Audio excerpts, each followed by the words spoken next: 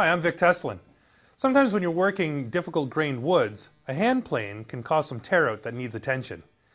A card scraper is the answer to those spot cleanups, and it saves you from resorting to a power sander that takes a long time to remove surface defects like tear out. Preparing a card scraper is fairly simple if you follow some basic steps. The first step is to joint the edge with a file to make sure that it's flat and true.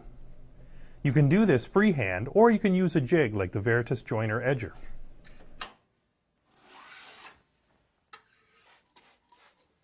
Once the edge is straight, hone the edge on a coarse stone. Around 1,000 grit should do the trick. You can stop once all the filing marks are gone. Now hone the sides adjacent to the edge. I find using a wood block and some high friction tape works well for this.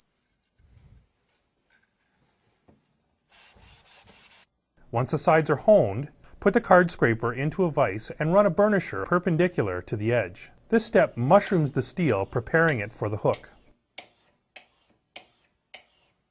Finally, we apply the hook by holding the burnisher around 50 degrees and at about 45 degrees back, and in one motion, slide the burnisher across the length of the scraper. Run your fingernail across the edge. If you've got a good hook, it should lightly scrape your nail. Now it's time to see how we did. Gently bend the card scraper in the middle and tilt it forward slightly and run it across the wood.